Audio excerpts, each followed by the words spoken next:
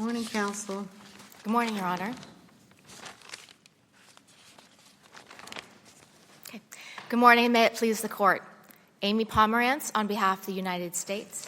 I'll be reserving 3 minutes of time, and I will try to watch the clock. All right, thank you, counsel. Thank you.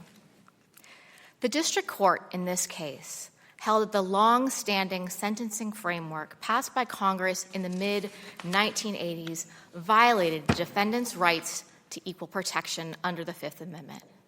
This holding was not only incorrect, but it was premised on a serious legal error with potentially profound consequences.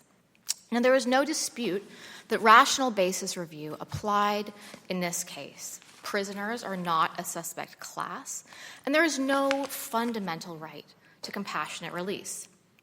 And under an ordinary rational basis standard, the statutory scheme should have easily passed constitutional muster. As this court probably knows, rational basis is a highly deferential standard to the legislature. A statutory scheme is presumed to be valid, and it's upheld as long as there is any conceivably rational relationship between the classification and a legitimate government purpose. Counsel, in the prior appeal, didn't we already uphold the statute against constitutional challenge? In the prior appeal, in the first case, the defendant argued that he should have been allowed to file a compassionate release motion on his own behalf under the new law regime. What the court held is that, no, he was subject to the old law regime, and therefore he could not bring such a motion. And we held that, I thought we held that the statute had a rational basis at that point. In United States v. King, this court explicitly held that there was a rational basis for Congress's decision not to extend the availability of compassionate release towards these old law defendants. And it said, essentially, that old law defendants have a separate avenue to seek early release in the parole system.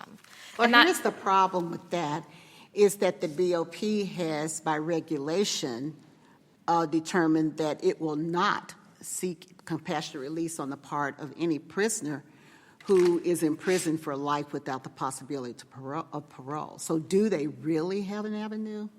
Well, yes, Your Honor. I mean, the question is whether the statutory classification or government action is rational.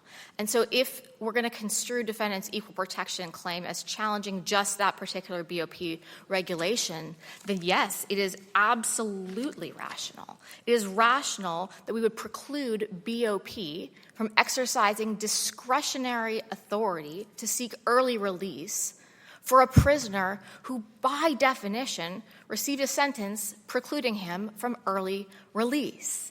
You know, a sentence of life without parole, or an LWOP designation, if you will, that is intended to be final, is intended to be terminal.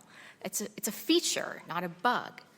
And so where Congress or a sentencing judge has decided that a particular prisoner should stay in prison for the remainder of his life, it's entirely rational that we would not allow BOP to second-guess that decision. So that concerns well, that. It's not that we wouldn't allow them to do it. They've elected not to second-guess it because they could still file a motion, but they've elected not to do it through the regulation. So they're not prohibited from doing it. They have elected not to do it. That's true. I mean, Congress could have chosen a different policy.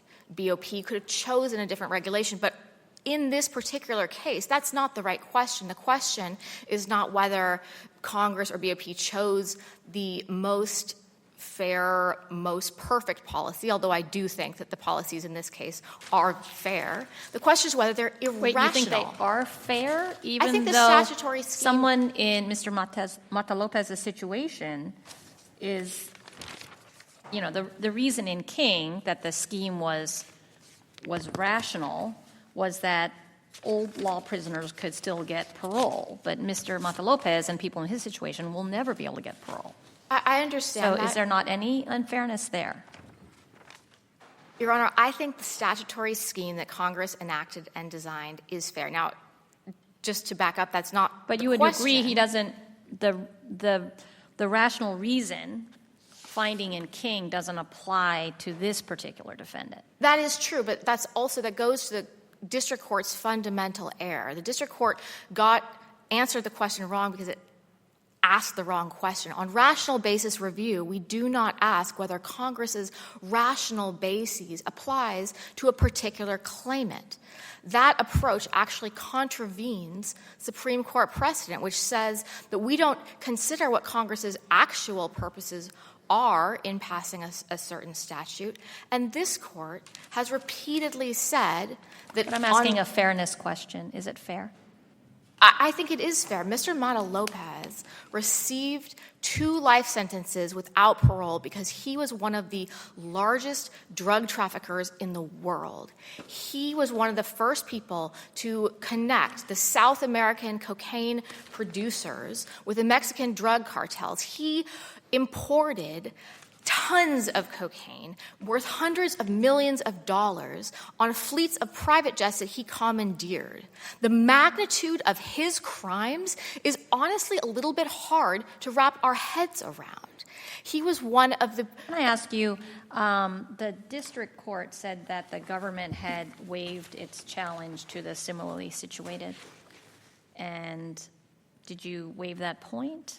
I don't think you don't discuss it in your reply brief. So I don't are you think— abandoning that issue? I don't think we waive that point. I think the fundamental point is that an LWOP designation reflects a judgment that the crime committed is more serious, more egregious, that this defendant deserves to stay in prison for the remainder of his life. Now, I don't think the court has to decide the similarly situated issue. That's a threshold question as far as equal protection analysis is concerned. I think this Was the district court wrong in its order when it found that? I think it probably was, but I think that in this case, there is so obviously a rational basis for the statutory classification that this court could resolve it in the same way that the en banc court did in Olson, where it said that, even if we're just going to assume that these 2 groups are similarly situated, but there's a rational basis regardless. And you don't address it in your reply brief. I don't. Here. I don't, except to the extent that it goes to the reasonableness, the rationality of excluding prisoners without a life without parole, because they are fundamentally worse. But on de novo review, we can, of course, analyze all of the elements. Absolutely, Your Honor. Absolutely. And if you like, if you look at ER 11, I can pinpoint the exact point where the district court's analysis got off track. The district court actually identifies 2 rational bases for the cutoff date and the statutory scheme.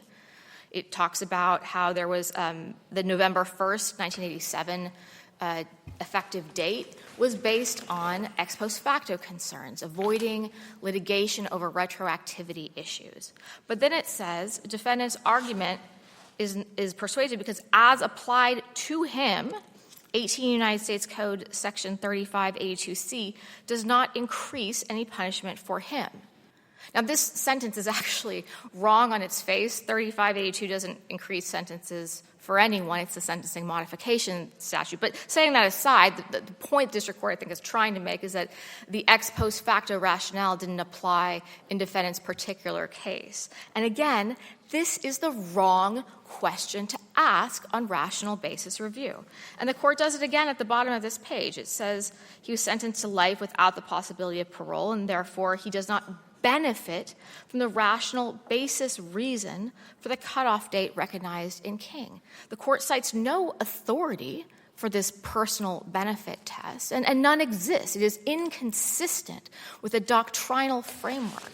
And the reason this is so concerning is that what the court is actually doing is upending kind of the tiers of scrutiny that have guided federal courts in evaluating constitutional claims for half a century. What it's saying here is that even though rational basis exists, we're going to ask another question just because But that has been done before, right? The as-applied analysis. The only case I'm aware that is even kind of remotely similar is City of Cleburne, which I think is inapposite for several reasons we discussed in the reply brief, but I'm happy to address here as well. What's your best, what you think is rational reason? For the cutoff date? To deny relief here to Mr. Mata-Lopez on his equal protection claim. What's the Okay. Well, I think best rational reason? Yeah, so I think the statutory scheme is rational no matter how you slice it. Congress rationally decided to create a new, improved sentencing regime in the Sentencing Reform Act, and it rationally decided to apply it prospectively by setting a cutoff date at November 1st, 1987, separating old law prisoners who could largely continue to get early relief through the parole system from new law prisoners. Congress also rationally decided in 2018, in passing the First Step Act, to expand the opportunity for compassionate release to new law prisoners sentenced under the SRA who did not have this parole avenue for early release by allowing them to file motions on their own behalf. That was a rational choice. And to the extent that what we're talking about is this regulation, which I think is, Mr. Mata-Lopez's real hurdle in getting the compassionate release motion he seeks, that too was rationally based. I've discussed this already a little bit, but you can also think of it from a separation of powers lens. It is rational that a regulation would disallow an executive branch actor like the BOP from essentially second-guessing the LWOP designation, which reflects a judgment vested in the either judicial, legislative branches, or both, that this defendant should stay in prison. The date assumes that individuals sentenced before November 1, 1987 are eligible for parole. So it almost doesn't account at all for someone like Mr. Mata-Lopez and people in his situation. I understand that, Your Honor, but on rational basis review, the Supreme Court has been very clear in a number of cases. Vance v. Bradley is an example. The Railroad Retirement Board versus Fritz is another example. Congress can draw hard lines. It does not have to think about every constituency that might be affected by that line drawing. And the Supreme Court has repeatedly held that even if legislative line drawing isn't perfect, even if it's over-inclusive or under-inclusive, as long as it is rational, it survives rational basis review.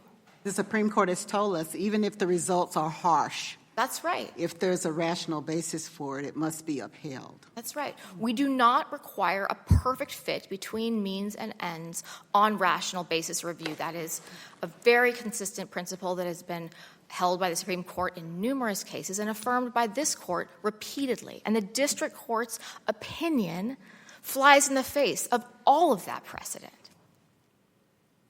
So I think I'm going to reserve the remainder of my time for rebuttal unless the court has any further questions. Thank you, counsel. Thank you.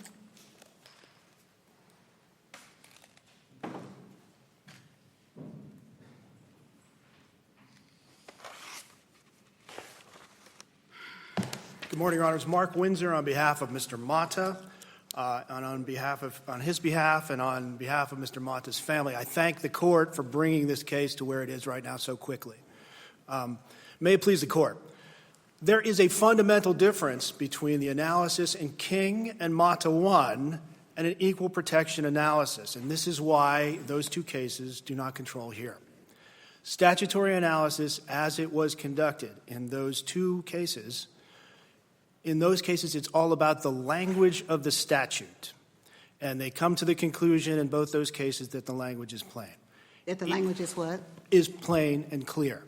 Well, isn't that the law of the case for Mr. Mata then? If he had a prior appeal and we determined that the statute was rationally based, can we revisit that determination here? I am not asking this court to revisit that determination because that determination is quite specific. There is plain language to the statute, according to these courts, and if we follow that plain language, it is not absurd because there is some reason for it as it applies to someone. In this way, that analysis, if it's similar at all to equal protection, it's similar to a facial challenge to a statute, which is not what's happening here. Because that was an as-applied challenge.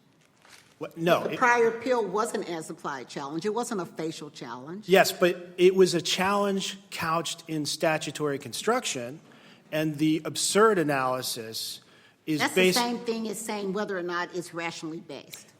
I would submit, Your Honor, that it is not, and I think every case cited by the government shows that. Because if you look to the analysis in King and Mata, they acknowledged that the reason they had come up with for it not being absurd did not apply to Mr. Mata. So what case supports the proposition that a determination of using the word absurd is different than determining whether or not there is a rational basis for the statute? You can look to the analysis. No, I want you to give me a case, because King. you're making a distinction between whether or not a statute has absurd results and whether or not it's has a rational basis. And I don't think there's a distinction. Well, so the case is King. So what does King say? And Mata 1 even. And Mata 1 controls here. It's not published, but yes, there's the case. It's the law of the case. But, okay. I just... Well, no, let me try to make it clear for you, because I agree there's a lot of confusion on many sides here, okay? In Mata 1, the court says, there is some reason for this distinction, for following the plain language of this, of the statute. Statute language is plain, and there's a reason for it if we follow... That equals rational basis, correct? No, because what happens, and if you look at every case here, Olick, Olson, even Beach Communications, it's all about the specific classification that is formed by the part of the statute that is challenged. And it's almost always a specific as-applied challenge. Our charge is to determine whether or not the statute is constitutional. Yes. Correct? And the way we do that, if it's not a suspect class, which it's not here, is determine whether or not there's a rational basis for the statute. That is connected to a legitimate government purpose, yes. Correct. That's an equal protection. And the way that the analysis is done in every one of these cases, and in the district court opinion, if you look at the district court opinion, it is meticulously reasoned. Judge Cronstadt, the Honorable Judge Cronstadt, shows his work, as my 10th grade math teacher liked to say. It's all there, the reasons for his conclusion. But the framework of the analysis is exactly the same as Beach Communications that the government relies on so heavily. It's the same as Olick. It's the same as Olson. They look to the classification, the nature of that classification, and whether there is a rational basis for that classification, that specific classification that's connected reasonably to a legitimate government purpose. In the statutory analysis that is exercised in Mata 1, the only question they asked, after finding the language was plain, there's no ambiguity there, the only question we have to ask is, if we follow that plain language, does it lead to an absurd result? And the finding in Mata was there is some reason for it as it applies to someone out there. Not as applies to someone out there, as applied to this person that we're talking about in the case. But the court knew, and I pointed out to them, that it did not apply to Mr. Mata. The court in Mata was well aware of the BOP regulation, and I made that argument to them. That was the basis of why it was absurd. That's not the basis. That's not the part I'm challenging here, by the way, and I want to make that clear. But the court, the point of it was that they were ruling on Mr. Mata's case. They weren't ruling on a facial challenge. Right. They were ruling on Mr. Mata's case specifically. Yes, I understand that. But the analysis they used, because it's statutory construction, was if it's similar to EP, to equal protection at all, is similar to a facial challenge where if you find any justification as to anyone, you can uphold the language of the statute. You don't have to strike down the whole statute, which is what a facial challenge does. That's not what we're asking here. Counsel, tell me the language in Olson specifically that you're relying upon. I don't rely on the language. I rely on the framework. I think the government's main argument is that the district court used the wrong framework, asked the wrong question. That's not true. Look at Olson. What they do there is they analyze the actual distinction and whether it's fair, whether there's a reason for it. Okay? And they're very specific in their analysis. The analysis is specific to Uber. They decided that Uber was the main problem, and so it makes sense for them to cordon off Uber in that case under that analysis. They used the same analysis as the district court here. The fact that they came to a different conclusion was entirely due to the specific facts of that case, not the framework of the analysis. So let me ask you, the government says you have a lot of theories, and it's not clear exactly what you're challenging. Are you challenging the November 1, 1987 cutoff date? Yes. Are you challenging that the First Step Act broadened the group of people who were eligible for compassionate release? Or are you challenging the BOP regulation that says we're not going to move on behalf of anyone who has a life without parole sentence for compassionate release? Thank you What for that. is it? Thank What you is for it that question, you're- Your Honor. It is the first, and only the first. I am challenging the part of the law that creates the distinction.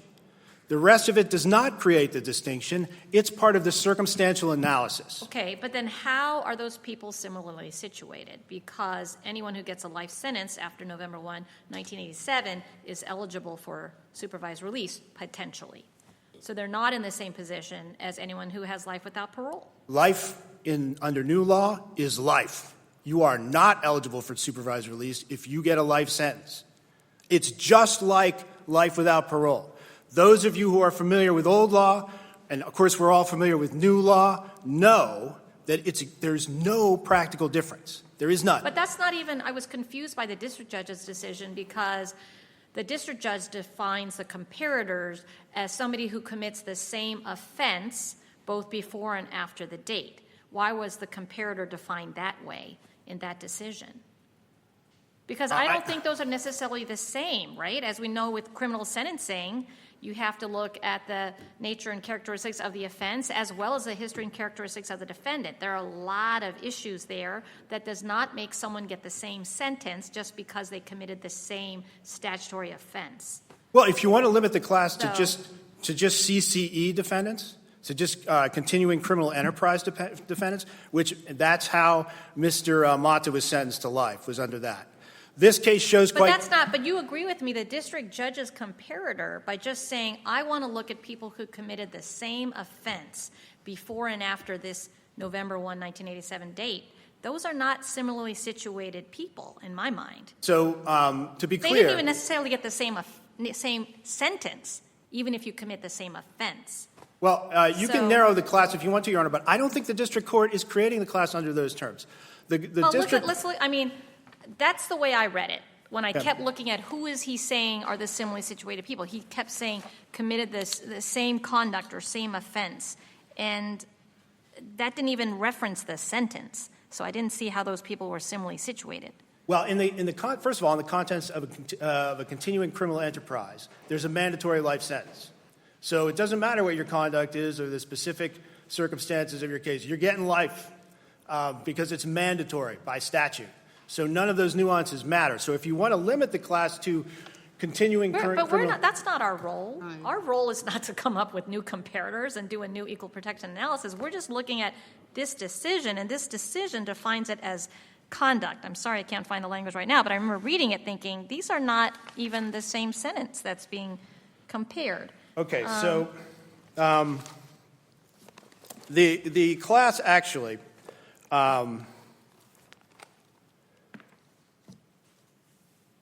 what I'm contending, and I think what the district court couched it as, is the two classes are those sentenced to life without parole under old law and those sentenced to life under new law. For the same crime that occurred on or after November 1, 1987. Well, you can limit it But to why, that. but, okay. You can limit it to career criminal if you want to. No, it's not what we want to do. It's what how we determine this under the law. Well, either way, there are similarly situated inmates on both sides of the line here. Well, if you're sentenced under a different sentencing regime, are you similarly situated? As far as everything but that, yes. For instance, the Underwood case, which I highlight in my answering brief, involves an inmate who committed most of his CCE crimes before November 1st, 1987. At sentencing, he argued that he should be sentenced under old law because he thought that would give him a better sentence. The district court said, nah, at least one or two of the things you did happened after November 1st, 1987. So you're getting the new law, okay? Exact same crime. Most of it committed before November 1st, and yet he's sentenced under new law, and he's home now. Doesn't that beg the question if it makes a difference? I think it shows it doesn't. There's no difference between these people because Underwood could have fallen into either category. He's the same guy. Okay, so I'm not getting through to you guys. I want to do that. I'm confused. But Well, let me just ask you, I want to go back to Olson. Yes. And what the conclusion in Olson was. After they went through all the analysis you rely on, here's the bottom line that the panel said. In evaluating the constitutionality of the statute under the Equal Protection Clause, we ask whether plausible reasons exist for the law. Yes, under the specific facts of that case, of the distinction. They look at the But particular that's not the holding of the case. It says whether plausible reasons exist for the law. And that's consistent with what all of the other cases say. Okay. They go through the analysis, of course, and we have to look at the facts. But the bottom line is we look at whether or not there is a plausible reason for the law. Okay, I'm running out of time. Let me just make this brief. The whole analysis is, do we have a classification? Yes. Is there a similarly situated group on the other side of this? Yeah, I would assert yes. District Court correctly found yes. And I think if you look closely at my papers... We have to determine if it was correct. Yes, right. So if yes, then the whole thing is there a rational basis for that distinction? And here's the distinction. and why isn't it rational Okay, for I'd like Congress and the Bureau of Prisons to say for an individual who's sentenced to life without parole, they should serve a sentence of life without parole?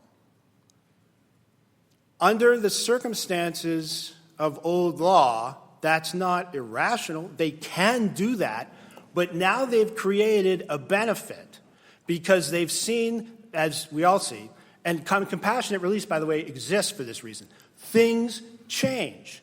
What a person is in 1987 is not necessarily who they are in 2025. One of the key factors... So then the Bureau of Prisons can file a motion for compassionate release on behalf of those individuals. So what you're really challenging is the Bureau of Prison regulation that says we're not going to file a compassionate release motion on someone who's been sentenced to life without parole. No, Your That's Honor. really what you're challenging, right? No, it is not at all what I'm challenging. I'm not challenging the legality or applicability of that. I am running out of time. I would request more time to answer that question. Please. Okay. So what I'm really challenging is the classification here. That's what equal protection is all about. And the thing that makes the classification, the only thing that makes it, is that cutoff date. Because this law, this First Step Act, is not just proactive like the government has said. It is proactive and it is retroactive way into the past. It incorporates tens, probably hundreds of thousands of inmates that they bring into the courtroom. Okay? And then it slams shut the courthouse doors at November 1st, 1987, for no reason. But we've said that harsh lines can be drawn. If there's a reason for it, if there's a rational basis that's connected to a legitimate purpose. The government has Why cited... isn't the availability of parole a rational reason for that date Because versus supervised release? Because it does not apply to this classification, which is old law inmates sentenced to life without parole. But that's the line drawing. That's the line drawing function of the legislature that you're challenging then. No, I mean, I'm challenging the fact that there is no rational basis for this particular line drawing. Okay. Because you're taking hundreds of thousands of inmates, you're suddenly stopping short and leaving, I believe, 19 inmates nationwide out in the cold. All right. We So this is understand. not an incremental argument or something like that. We understand your argument. Can I ask one question? Sure. So you're not making this as applied challenge just as to Mr. Mata Lopez. You're No. making it on behalf of all old law, life without parole inmates. Yes, they're all in the same position. And as we can see from this case, if they get a chance to be heard by a judge, they will get compassionate release. They may or may not. We can't Yeah, decide right, they don't what know. the judge is going to do. But Mr. Mata would. We know that. Well, before this judge, he would. We don't know that before every judge it would be the same thing for all of the people that you're advocating for. Well, this is the sentencing judge for purposes of that. Exactly, but that's the point. You're saying that you're talking for everyone in that category, and that wouldn't necessarily be the case for everyone. Oh, they might not get it. Right. But they certainly should get the opportunity. We understand your argument. Thank you, counsel. Thank you, Your Honors. Thank you for your time. Rebuttal. Can I just clarify something? So then, and I apologize, I don't know the answer to this. So for the individuals post-November 1, 1987, who get sentenced to life sentences, they have no possibility of supervised release. Is that correct? There is a supervised release component of that sentence, but they would have to complete the life sentence before they would be eligible for Well, how supervised could you- Effectively, then no. I I'm was gonna sorry. say, Effectively, they how don't. could you complete a life sentence if there's no It's possibility? that's a fair point. Yeah. If I may, I'd like to kind of pick up where we just left off with Judge Koh's question about the scope of this holding, because I know that it seems though my friend over here is defining the class on behalf of all LWOPs, but if you look at the district court's holding, it seems to be very specifically limited to this defendant. I think that Judge Rawlinson actually has the right idea in how we're analyzing these claims. You know, this is not a civil class action where we get to define the class the way we want. What we are doing here is asking whether a statutory classification, a government action, is constitutional. And so now Mr. Windsor's clarified. Why aren't those comparators actually similarly situated? I think I've come around on that then. Well, I don't believe they're similarly situated. Why? Because the punishment was definitionally meant to be worse, based at the time. It is entirely appropriate to have two different fundamentally different sentencing systems. And within that framework of the old law defendants, people like Mr. Mata Lopez were deemed to have been more dangerous or And more you don't egregious think criminal someone offenders. who today, post-November 1, 1987, gets a sentence of life with no possibility of supervised release is in the same boat?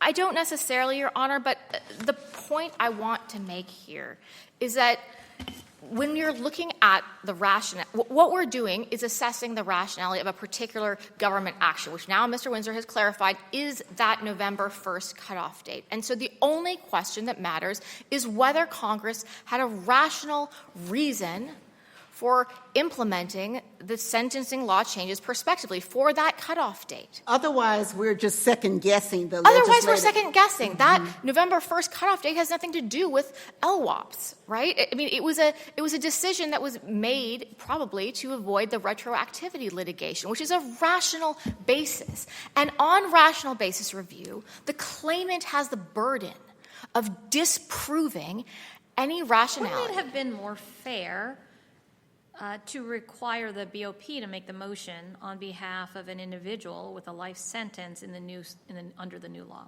It could have So done they would have been more comparable Possibly, and yes. equally treated. It could have done so. But the question is whether the policy it chose is irrational, is arbitrary, it's unconstitutional, violation of equal protection. You know, equal protection does not require perfect parity between different sentencing regimes. Congress is allowed to draw hard lines. It is allowed to address problems incrementally. That is what it did in Olson. That's what this court held. Counsel, I think part of the confusion is that this is just one part of the statute. There were other parts of the statute that could affect sentencing, and that's why the ex post facto issue was raised. Absolutely, Your Honor. I completely agree with that. But the Constitution permits Congress to treat different sentencing eras differently, even if that results in some disparity between post-conviction procedures. Now, the district court believed that Congress's line drawing didn't make sense for this specific person, but that is not the test.